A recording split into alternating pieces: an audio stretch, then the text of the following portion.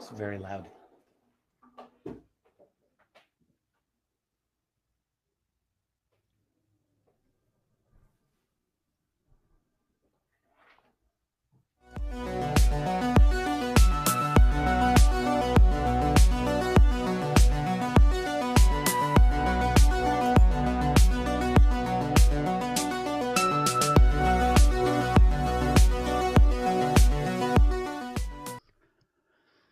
So Richard Dolan is one of the world's leading researchers and writers on the subject of UFOs, and he believes that they constitute the greatest mystery of our time.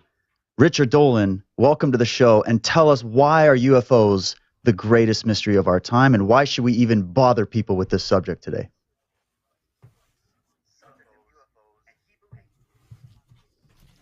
Hi, David. Oh, we got an echo there. Having a little bit of feedback here. Oh, here, let's do this. Do you have the stream open as well, maybe? It could be because you have the YouTube stream. I heard you about 5 seconds apart each time, so let's. Oh, okay. Plugging these ones back in and hoping I'm not. Oh, you know what? I'll tell you why. You probably have the YouTube feed open at the same time. Do you have the link open? I cannot understand. It's all echoey on his end. I think it's because he's got the feed open on his end. Sorry, guys. Welcome to the show. We're going to fix this feedback up. I think it's because Richard has the link open at the same time as the show. You have the links open. I think you have the live link open. You're one of the viewers. Else here. You're one of the viewers and one of the guests. I'm sorry. How are we doing now? Now we're good. No, you can hear. We're good. This was my fault. I had way too many tabs open. It wasn't that, Richard. It was black helicopters flying over your house, pinging your server and messing up with your voice because they don't want people to know what you know. Welcome. People could hear what I was hearing. I did hear your question, David. Thank you, by the way, for having me on. And it's such a pleasure to be doing this with you. So I will tell you why I think UFOs constitute the greatest mystery of our time. It's a phenomenon that is not supposed to exist by every stretch of logic that we have in our society. That is, everything that we're told from the moment we're born into this culture of ours, that, maybe there's life out there, but they're not here. Maybe one day we'll discover life out there, but we haven't done so yet. All of the official body of knowledge that's come down to our culture has said to people, UFOs are not anything that's extraterrestrial. They're ultimately all explainable and so forth. And yet that's not true. So that is not true. And why would I have the audacity to say that's not true in defiance of what scientific establishment have to say about it? And the reason is simply that I've bothered to look at the evidence in a great amount of detail, which I can guarantee you every one of those scientists who makes these pronouncements that it's not real hasn't done. There are thousands upon thousands of outstanding sighting reports for anyone to look at if they bother to take the time, and in particular military sighting reports, which in my view are the most interesting, not because they're the best intrinsically, but because military agencies, military entities have equipment, they've got money, they've got the ability to track these objects normally in ways that are much better than ordinary citizen can, and they leave, when we're lucky, a paper trail as to how they handled these encounters. And what we know through the United States history, as well as through the history of many other nations, including Canada, including European nations and Russians and everyone else, basically, is that their militaries have encountered these objects and have generated a great amount of concern, So it's a real phenomenon. And, who's behind it, what is behind it is another question. And that's part of the mystery. Is it extraterrestrials? Well, I think it probably is, but I do strongly feel it's something that's unexplained in our current paradigm. And the reason it's the greatest mystery of our time is because unlocking the secret of whatever it is UFOs are officially and finally for all of our society to talk about will constitute the greatest transformation, I believe, of human civilization that we've probably ever experienced, or at least as big as since the introduction of farming 10,000 years ago. So it'll be a big thing. It's a major existential transformation in our society once we are able fully to acknowledge openly that there's someone else that's here. It's not us, and the rest of our time is going to be spent trying to understand exactly who and what they are, and there'll be a lot to learn for sure. Wow, great answer, man. I knew that you'd be the one that could answer that. And I want to get into some of the details of that and your work. But first of all, I just want to say, man, you look great. It's been a while since we've seen each other and got back in contact.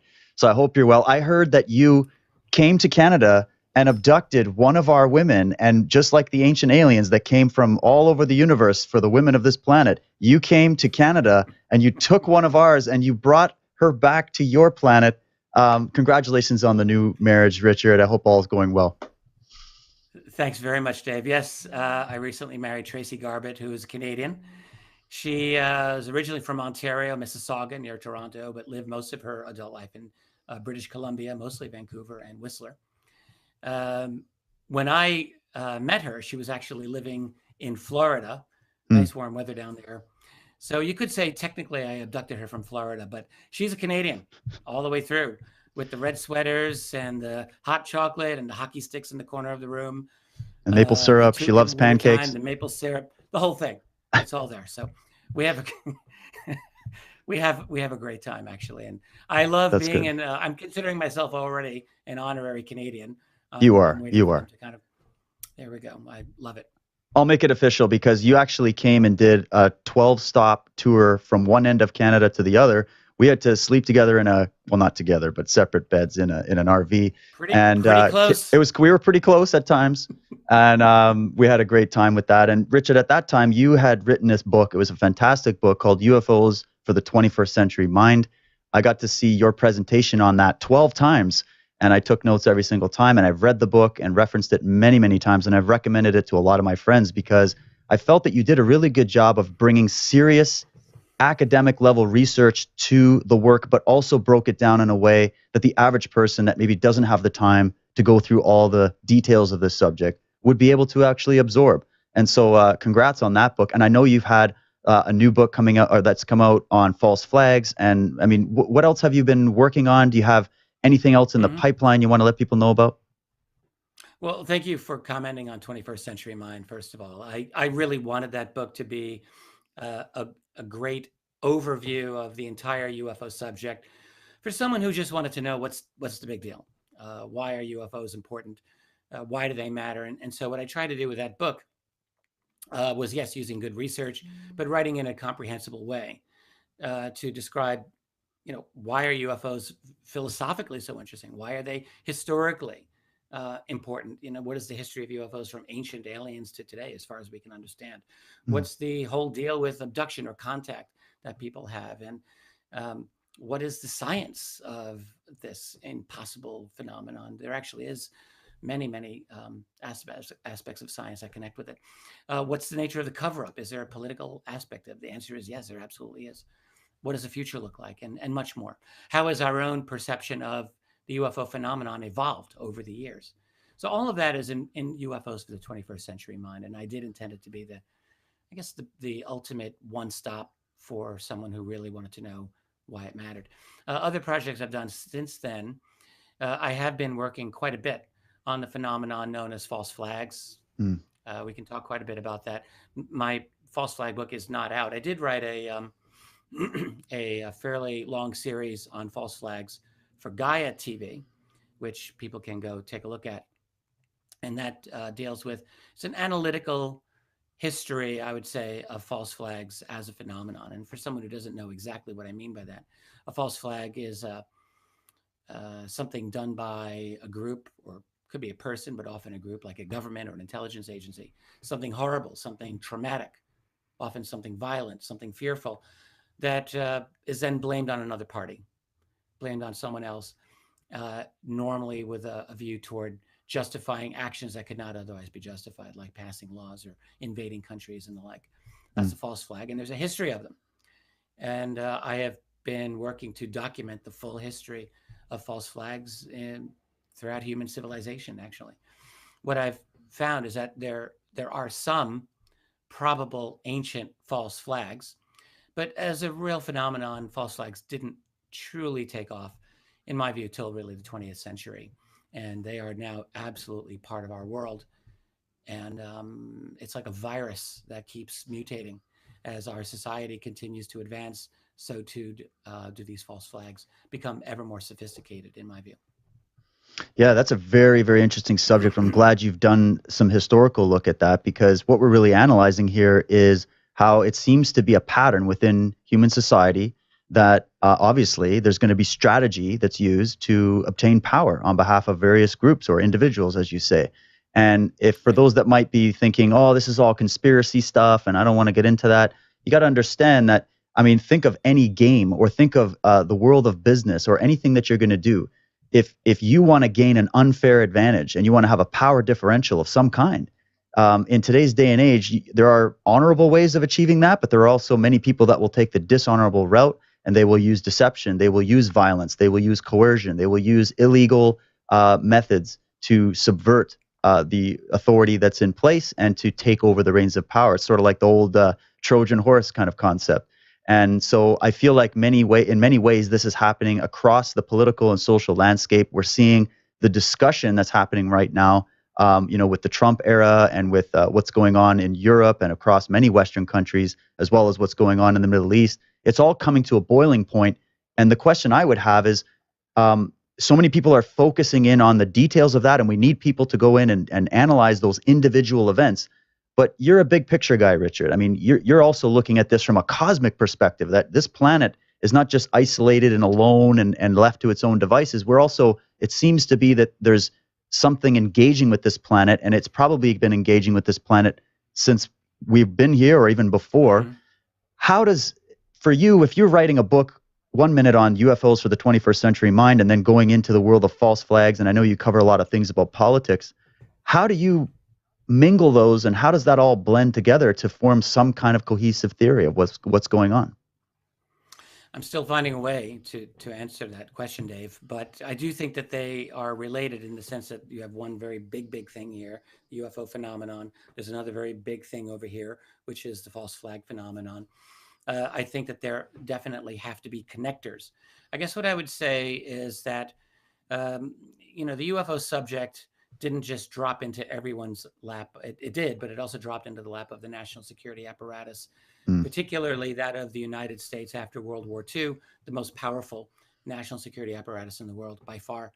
Um, and so that they handled that phenomenon in a certain way, and primarily a way of dealing with it by means of secrecy and cover up. They, it's not that they weren't justified. We could see it from their point of view. They've got a phenomenon that they don't know how to deal with. They don't know what these other beings are, most likely. They don't know how to talk about this to the public. right. It's not difficult to see why they would at least provisionally decide to hold off on discussing this with the public and just getting all the information that they can. The problem is that secrecy develops a life of its own and its own profitability too, Mm, particularly if you've uncovered technology that is very advanced, and it might unlock secrets to power and to money and to domination.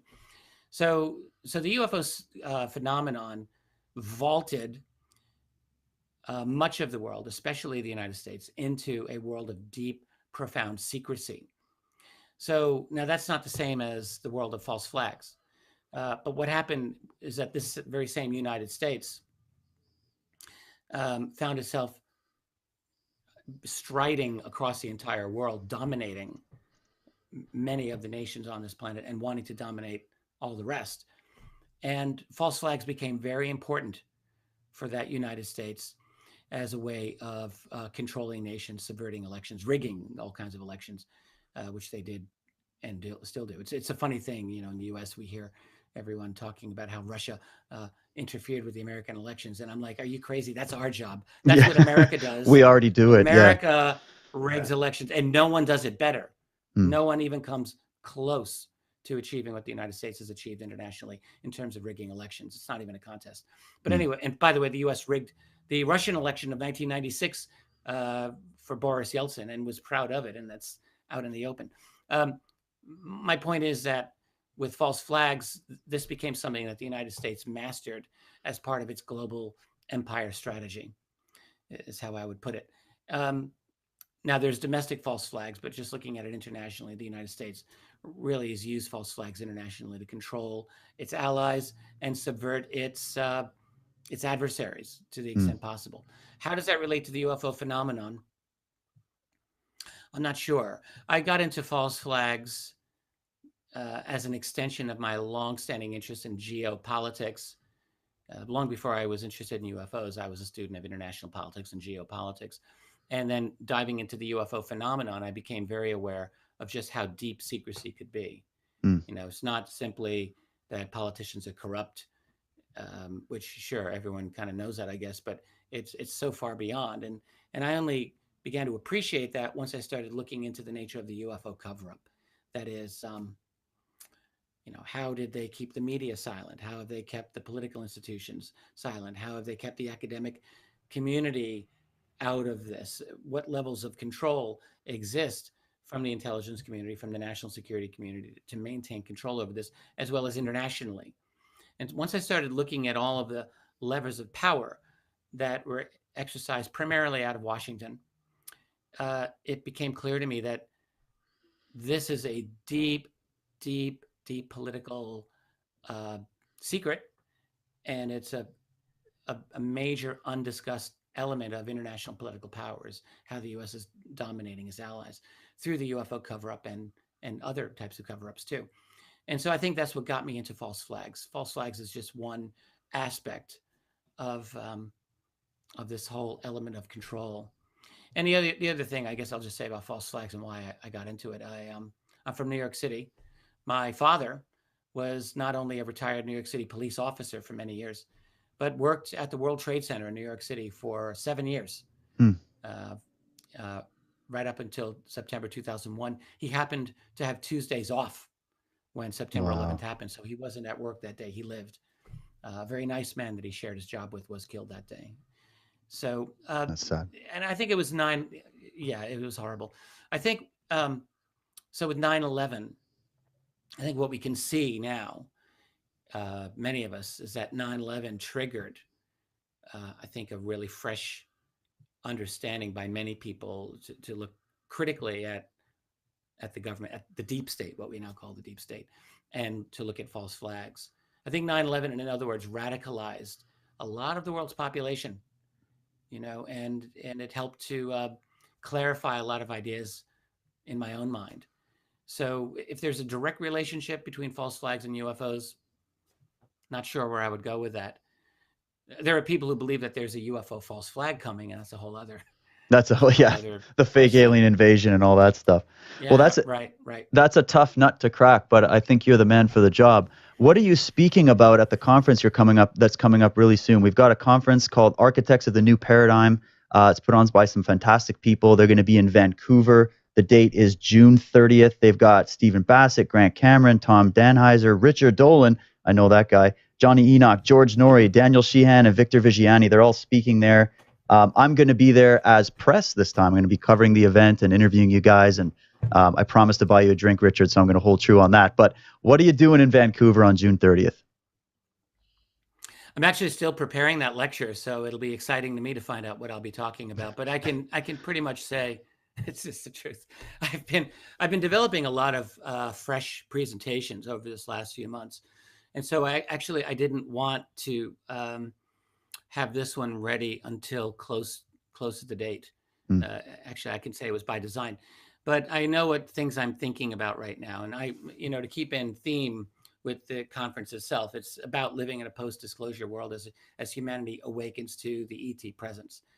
That's really how it's designed, and so I've given that a lot of thought. I did write a book on this theme more or less 8 years ago called AD After Disclosure, which would be what would life be like if the UFO secret were ever to end? And excuse me, my co-author and I, after going through over 300 pages of that, I think we concluded that this would be the most radical of all uh, of all developments in our history, at least in our modern history, because it's not simply recognizing that there are other beings that are here, other beings who seemingly are very advanced, who seem, at least judging by reports that people have given, very intensely telepathic, extremely intelligent, very powerful, have an ability to manipulate space-time reality, or so it seems to me.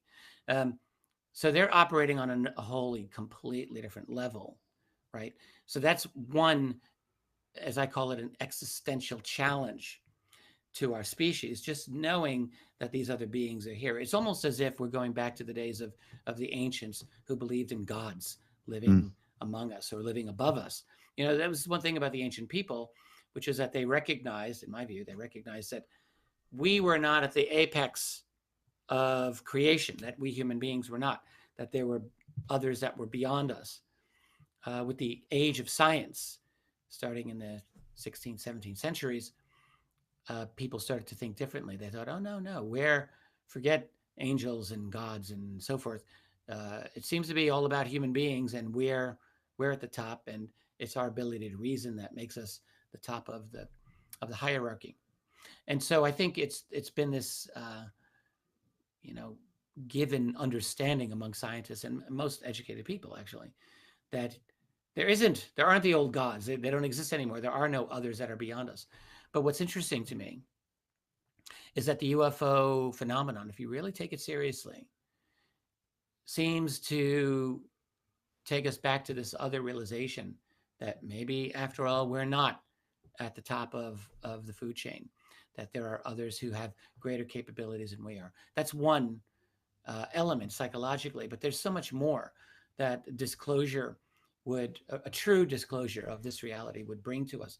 For example, political blowback is probably the most Mm. interesting element of this that I can think of, at least in the near term, is how would it rock the boat politically for any president of the United States? And I keep thinking of the US centered version. It doesn't have to be the US, but let's say an American president.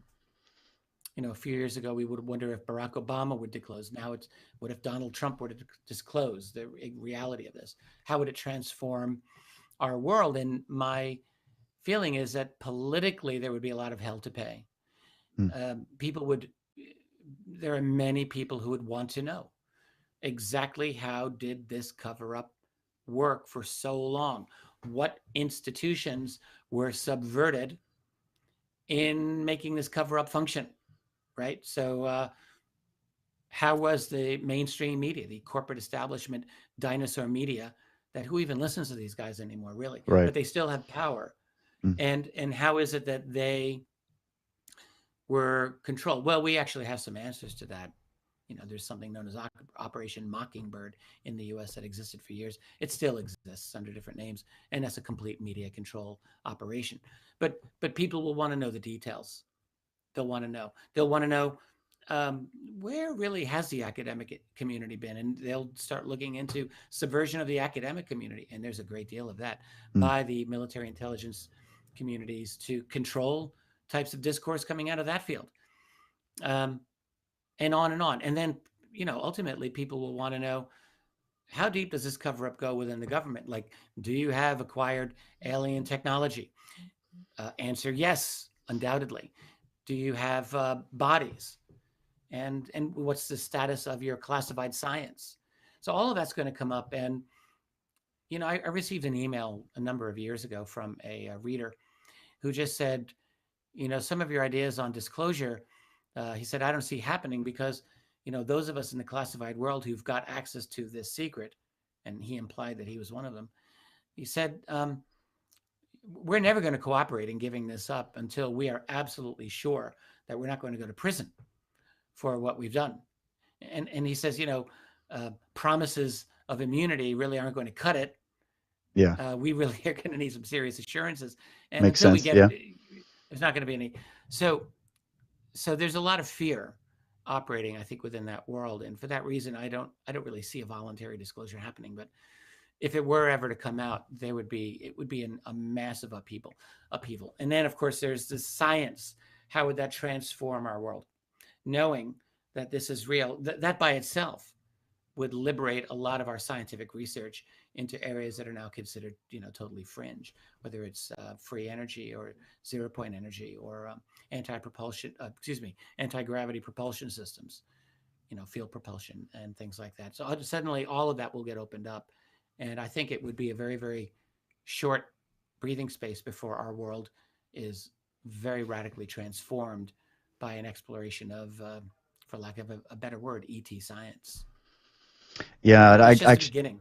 That's just the beginning. Yeah, and I have a bunch of questions on that, but I want to just give a quick plug here for people to be able to come and see you live talking about whatever it's going to be you're talking about. It's always good. You definitely don't want to miss Richard's presentation.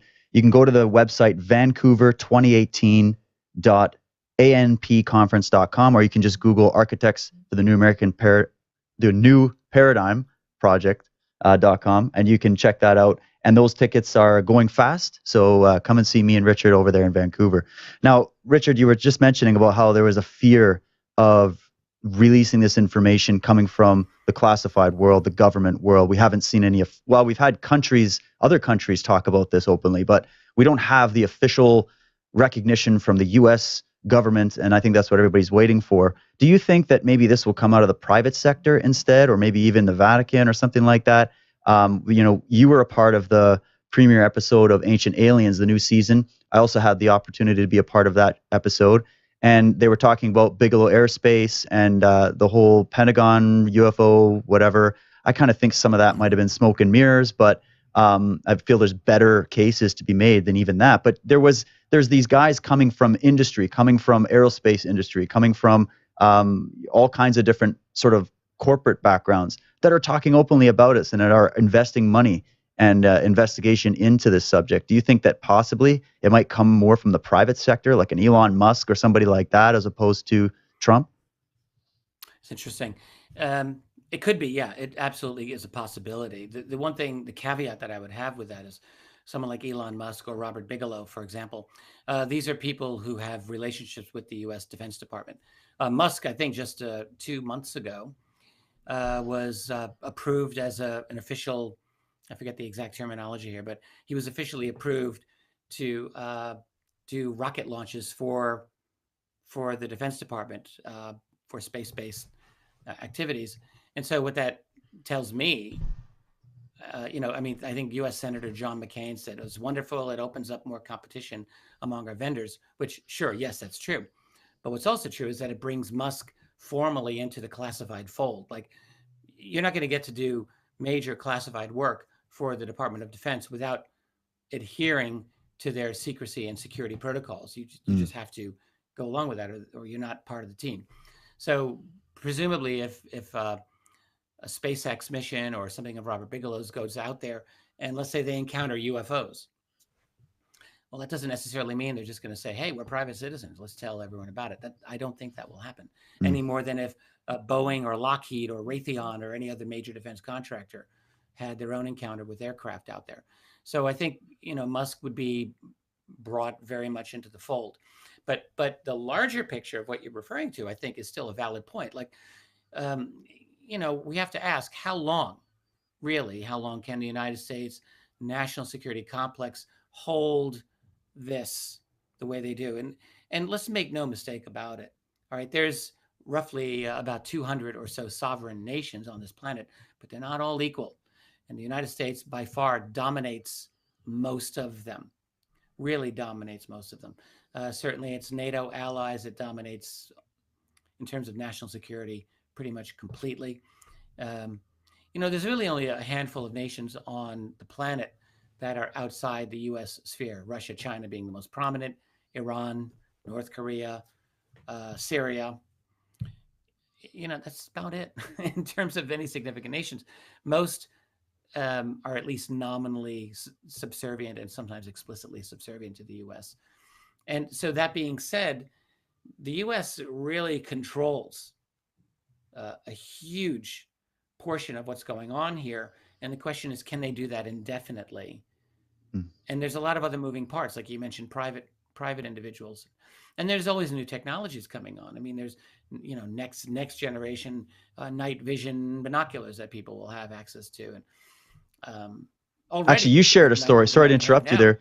Sorry to interrupt you there, Yeah. Richard, but just about speaking about night vision goggles, you shared an experience with me over a campfire one time about how you put some night vision goggles on. I don't know which, did you go up to see, what's that ranch outside of Washington there or wherever it was? And you were like, oh my God, there's all kinds of crazy stuff going on. That's exactly right. This is actually in the U.S. State of Illinois. It was in Mm, near the town of Galena, Illinois, and people can look it up.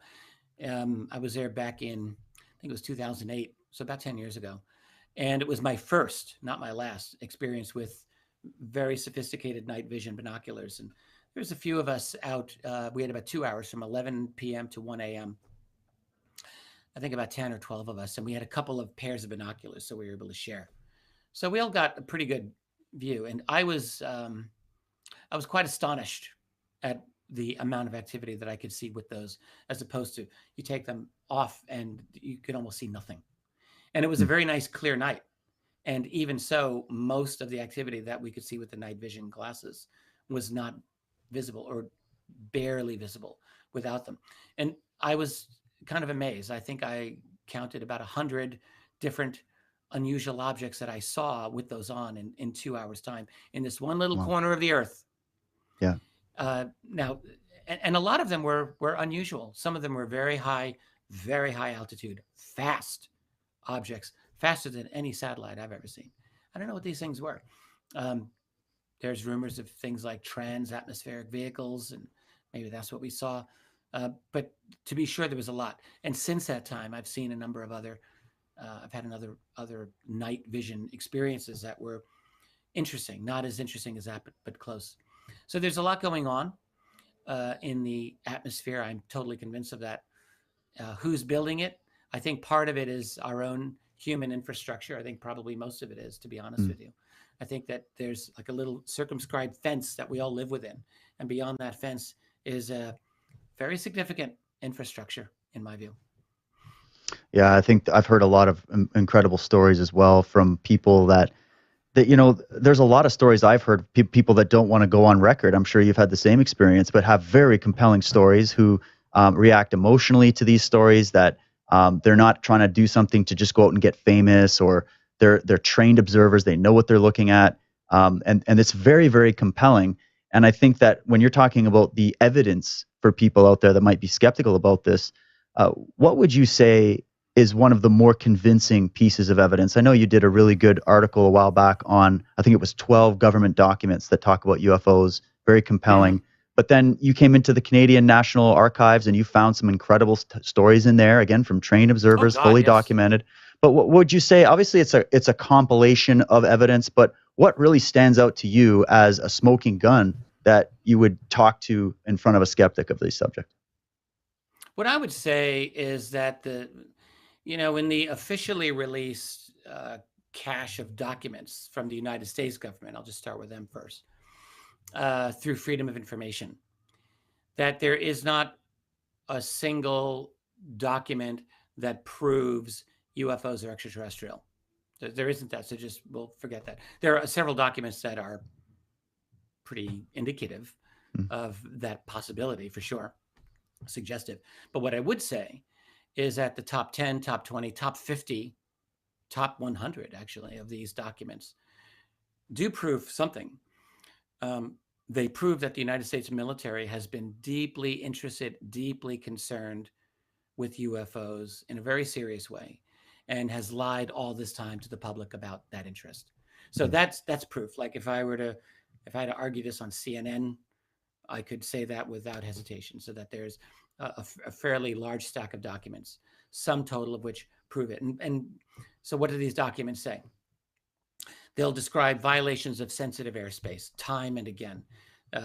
One document I'm remembering off the top of my head from 1950, July of 1950, from the United States Army, which describes, in its word, objects round in form have been seen over the Hanford Atomic Energy Commission plant. That's Hanford, state of Washington, one of the most toxic sites in the United States, incidentally, Mm.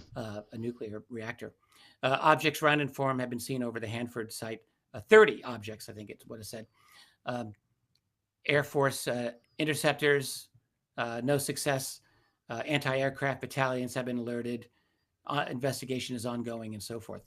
That's very interesting. Can you imagine if that document alone were Right. to have gone out to the general public? But then there's so many others just like this. A 1949 document from the FBI stating explicitly that this matter of flying saucers, as it was called back then, was considered top secret by the U.S. Army and by the Air Force. Very, very straightforward. A 1947 document, one of the most important, I think, of all of them, by U.S. three-star General Nathan Twining. Twining later became a four-star general and chief of staff of the Air Force. But in 1947, he was still a big wheel. And he was responding to an inquiry from another U.S. general about these flying saucers, which were in the news at that time. And Twining said, these reports convince us that this is something real, that this is not imagination, that this is something real, not visionary or fictitious. And then he went on in this letter to describe, according to military observers, characteristics of these UFOs. A, they were extreme maneuverability and rates of climb and speeds. So that was something beyond what we had at the time. Right. Silent when they were, in motion. They weren't making any sounds. They didn't leave a trail. And my favorite, circular or elliptical in shape, domed on top, flat on bottom. That's a flying How much saucer. more clear can And you get? Yeah.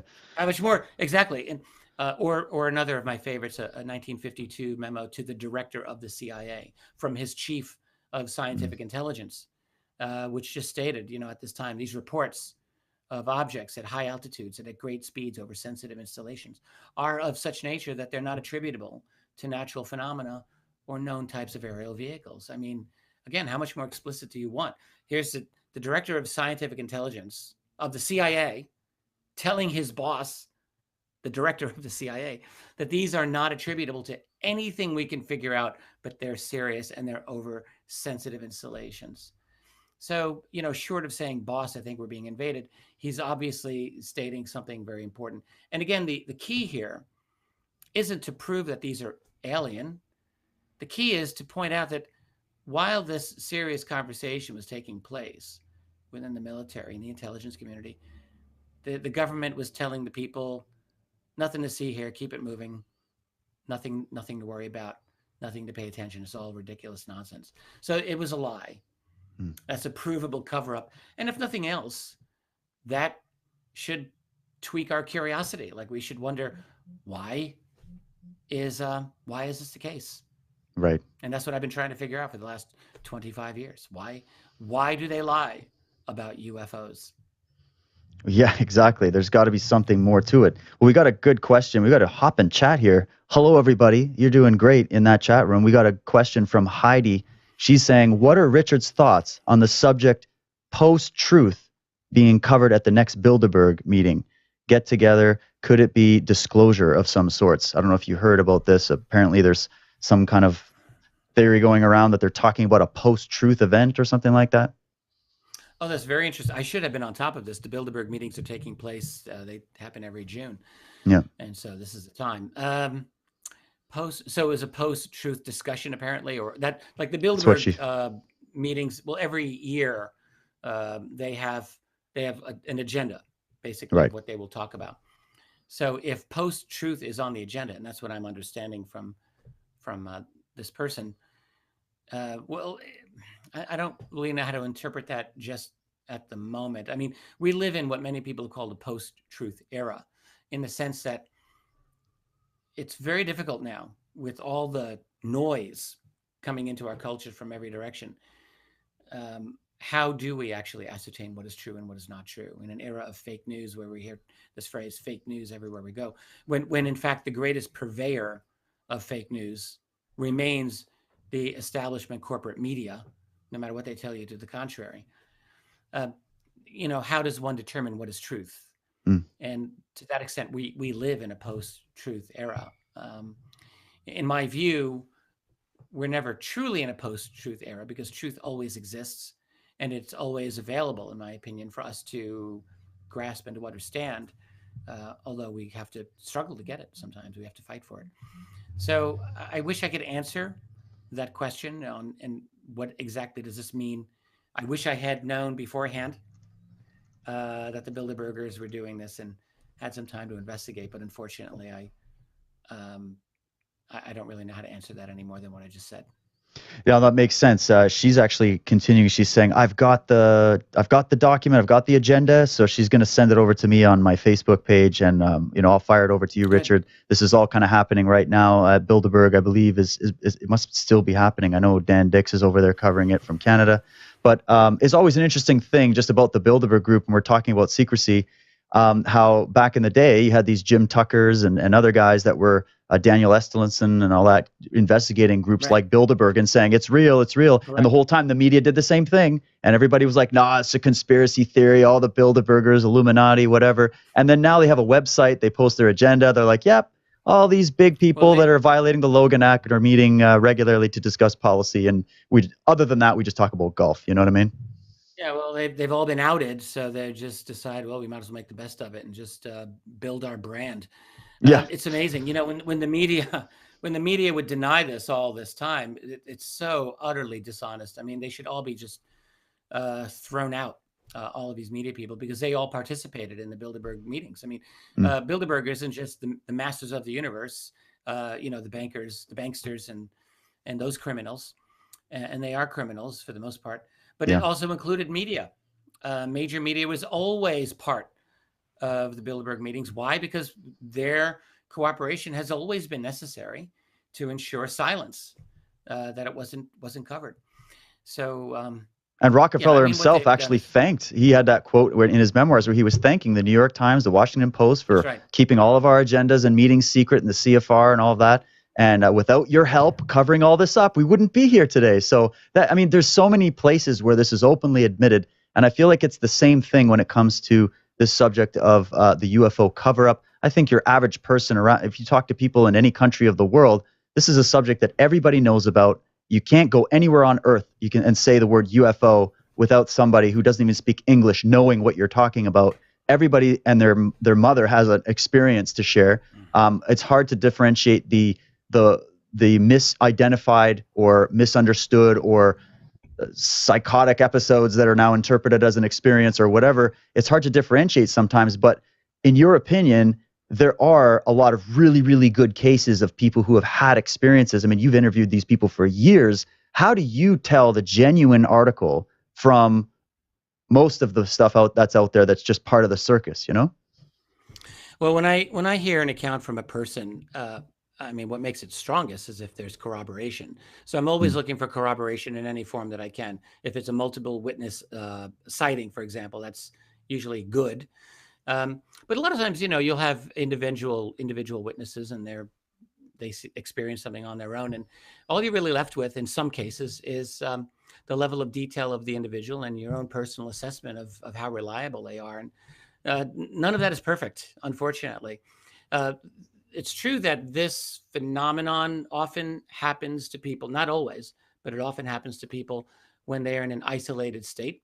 You often mm. find people, they're out alone, they're uh, walking their dog, or they're having a cigarette outside, or they're in their hot tub and they look up and yeah, a lot of hot tub sightings, actually. high, It's the high best place percentage to of them. be. Yeah. Well, well, if you have one, you're going to be in it and you'll be looking up. And so there's a high percentage of people who, but anyway, so a lot of times people will be alone when they see something like this. And so I'm in a position of having to just judge them to the best of my ability.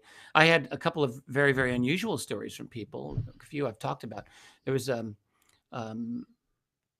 a woman I interviewed about a decade ago. She was living in Western Pennsylvania, and she just told me a story about when she was in church in the 1960s as a teenager with her mother in her town. Everyone knew everyone, particularly in church. And she saw these two beautiful blonde, male female couple, perfect blue clothing, sit right in front of her. And she said she heard them telepathically. She was absolutely 100% convinced of it until she heard them having a conversation telepathically, like, "Oh, we appear to be fitting in." Mm, And then the one said, "Yes, but the girl behind us can hear us."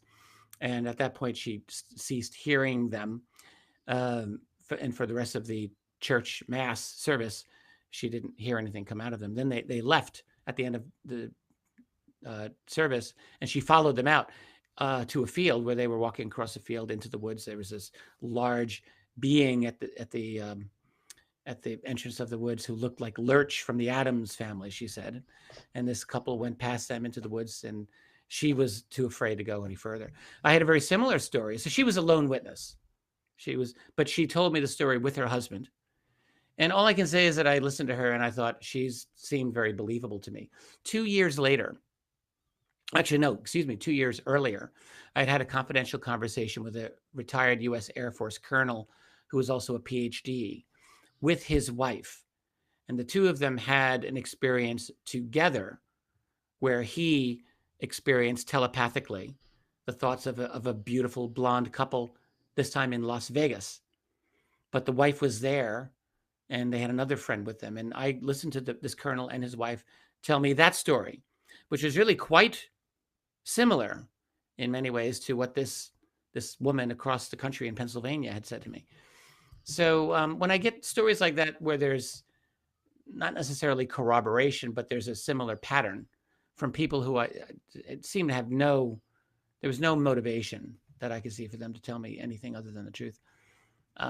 What I tend to believe is that these experiences happen to these people, and I've just had so many. It's the sheer quantity is what strikes me more than anything else. It's like, if you have one or two of these encounters that people tell you about, you could chalk it off to, Yeah, you're just whatever. crazy. You drank too much the night Yeah, before, right. or whatever. But exactly. But the thing is, there's just so many of these stories, and they come from every sociological background that I can identify, like every race, every culture, every belief system.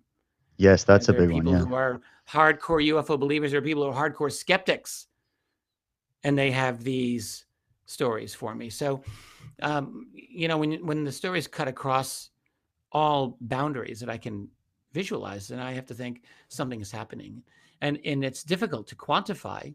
So, a physical scientist might not be satisfied, right, with the quality of the evidence. Well, to which I just say, I'm sorry, this is what the evidence is, and you can either accept it or ignore it. You can try to work with it, puzzle it out, or you can pretend it doesn't exist. And I guess I choose that I would like to look at it and puzzle it out, even if I can't prove Right. to my ultimate satisfaction. I know that there's something going on, very, very important, very important. Where there's smoke, And the there's last thing fire. Right? I just want to say that because I see we're getting toward the top of the hour here. This isn't just a secret that's being kept from us, that's essentially holding our future hostage, which it really is. But it's also a really expensive secret. This is a lot of money. One thing that I think is very clear is that maintaining this secret, it's not free. So there's the bribery, there's the classified scientific research and development, there's the construction of massive underground facilities to study all of this. I mean, that's expensive, and that all gets siphoned out of our society and goes who knows where. But then there's all of the development of classified technology that I am convinced at this point has been withheld from us and is preventing us from moving forward to where we really ought to be in our civilization.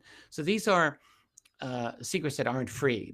They come at a price, both financially to citizens, and also in terms of the price held to our future, and also a psychic price.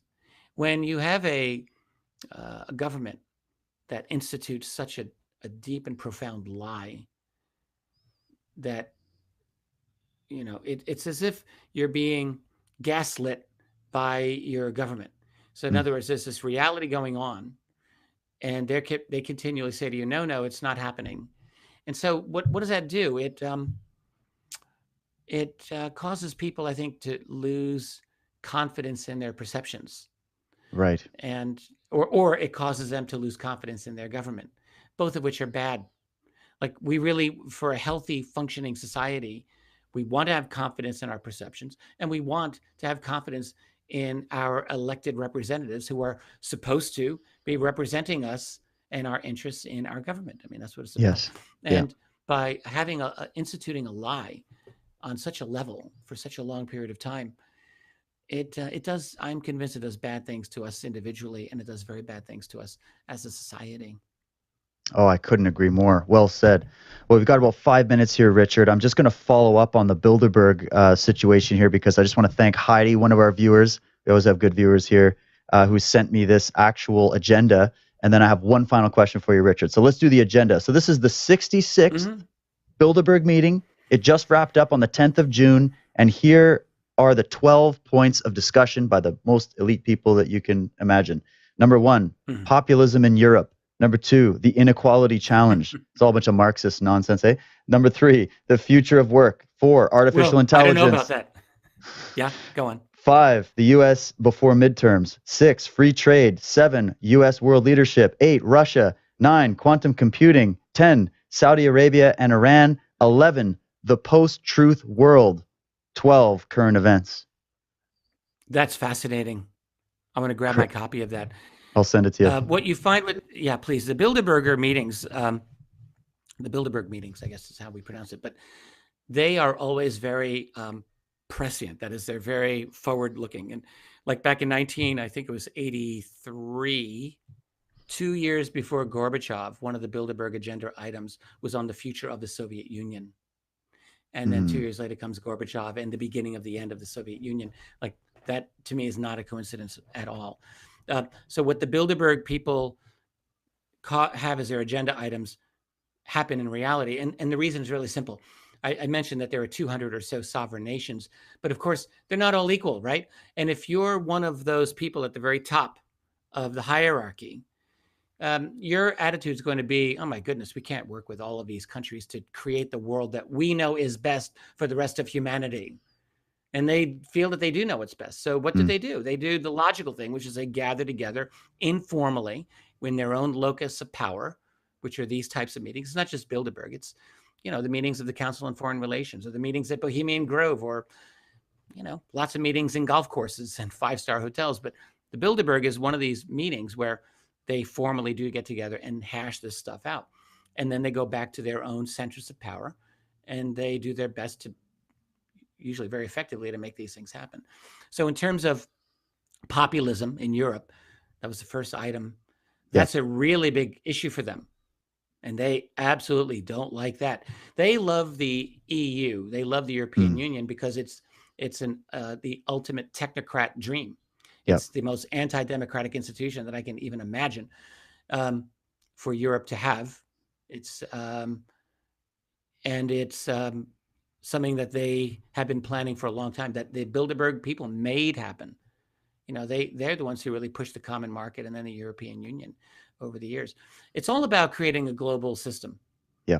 And one thing to keep in mind about these Bilderbergs is it's in their, they actually have a, what do I want to call it? A actual, not a treatise, but they're like their constitution, for lack of a better word. In that document, it's very explicit that their goals are to increase the profitability of the enterprises of the members themselves. So they're really out to make money for themselves. And they do this by creating a global system that's amenable to their interests. And so globalization in and of itself doesn't have to be a bad thing. I mean, in fact, globalization can be a very good thing in many ways.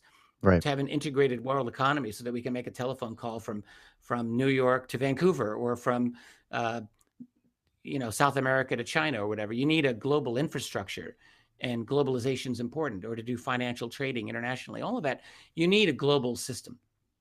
And I don't think anyone's saying that we shouldn't have that. So, but globalization can look like freedom, or it can look like fascism.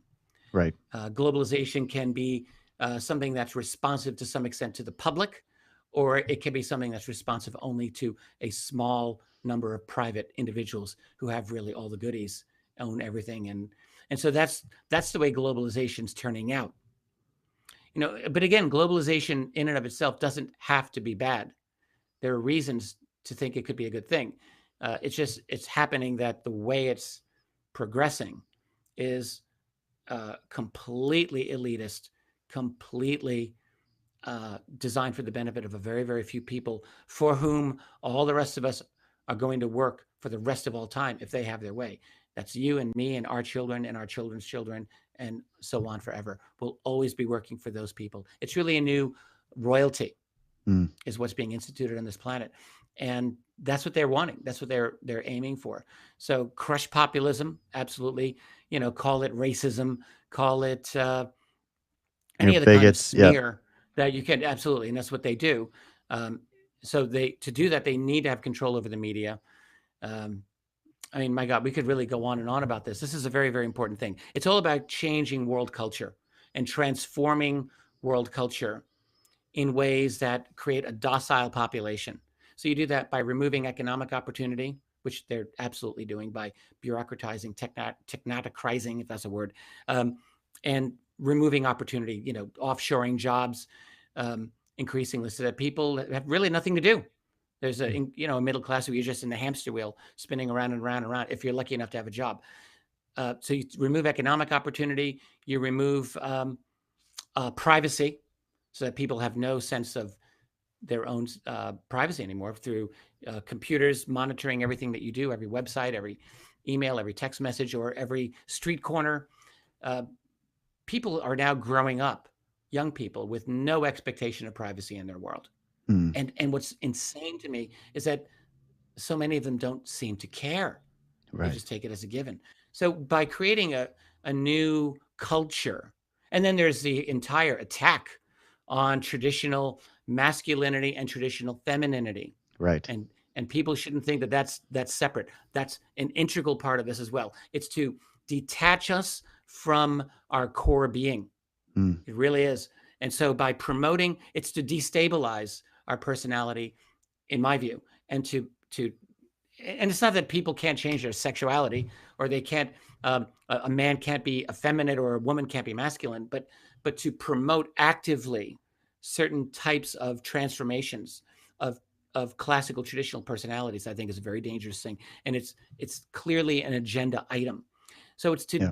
unmoor us from our classical psychology, making us, in my view, much more docile, much more amenable to control in this transformation of the global system for the benefit of a very few people. And then, of course, the rest of it is to have people get lost in virtual reality, fantasy, hypersexuality, all of these things to distract us from the things that actually matter in this world. And they're succeeding. Let's make Mm. no mistake. If we don't wake up, they will succeed. All right. So what we think is liberation through drugs, or liberation through sexuality, or liberation through fantasy, that's not liberation. That's control. Wow. Wow. Very well said. I agree with every word. Very good, Richard. Richard, I know you got to go, but I have one burning question for you.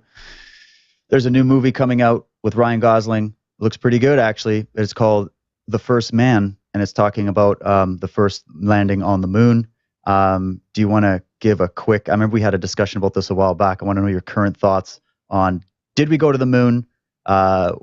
Was it a fake mission, or was it just classified? Do you have any final parting words on that subject? Yeah, it's been a fascinating question, about the moon landings, and I'm just going to say this right out: the most irritating, annoying, rude, obnoxious people in this field that I've ever met are those who are convinced we did not go to the moon. It's one thing Mm. to have a disagreement, but it's another thing to be so pugnacious as so many of these folks are. I don't really understand why. They have a real uh, major personality issues that a lot of them have to work out, in my opinion. What I Mm. believe is that we did go to the moon, but that two things: a, there were fake moon landings that were in the tank and ready to go. And I just had a conversation with a former astronaut, Ken Johnston, who worked for NASA for many years, and he wasn't part of the Apollo missions, but he was a trained astronaut and was in that whole culture. And he said, "Yeah, look, we filmed fake moon landings in case the whole thing failed." I mean, I was shocked when he told me this. This is just a week ago when I was talking with him, and I think that that's actually it's believable to me, because there are really odd anomalies, without a doubt, about the moon landings, in my view as well. I think a lot of the skeptics of the moon landing have made a good case, but my current thinking on this is that this is not the actual NASA video that they're looking at. I think they're looking at at least some of this may be a Hollywood creation, Stanley Kubrick and the rest. The other thing that I believe is that the astronauts did go to the moon, but that they were monitored on the moon. And I believe this, I'll say pretty confidently. There's a lot of testimony that's come out over the years that indicates this, going way back to the 1970s. A woman named Donna Hare. There was a gentleman named Carl Wolf. And right on through. In fact, Ken Johnston himself was talking to me about how during the Apollo 11 mission, Neil Armstrong switched to an alternate channel to describe how they were being watched at that time and so forth. So I think, and I had a conversation with the researcher Timothy Good about a contact that he had who eavesdropped on a conversation that Neil Armstrong had at some function. Where he was saying essentially the same thing, that they were monitored the whole time that they were on the moon. So I think there's enough of that out there to make me think that they did go. I don't see it as an impossibility that we had the technology to do it. But there's a lot of unanswered questions, and I'm not pretending even now that I personally have all the answers here, and I could turn out to be wrong. I've been wrong about other things in this world, and if I'm wrong about this, well, I'll just have to correct my opinion at some point. Well, we also got to get rid of all the secrecy so we can all start to get to know what the truth is. But guys, richarddolanpress.com is Richard's website. You have to go check him out, check out his books, and come and see us at this event, Architects of the New Paradigm, happening Vancouver, June 30th. I'm going to be there. Come and see us. Thank you so much for tuning in, Richard. It was a pleasure. Let's do it again sometime, my friend. Oh, I'm glad we got the glitch in the beginning worked out. I'm so sorry about all those extra tabs. I will just mention I have another website that is a recent creation called Richard Dolan Members. Lots of blog, video, audio content up there for anyone who's interested in checking that out as well. It's keeping me and Tracy quite busy these days. Oh, absolutely. Well, congratulations on that. And thanks to you, Richard, and thanks to all of our awesome viewers who are in there chatting. Sorry we didn't get to everybody's questions. We had a short time with Richard, but we'll catch up with you guys again soon. We've got more content coming your way here on Way of the Truth Warrior. Thanks for tuning in, and we'll catch you next time. Cheers.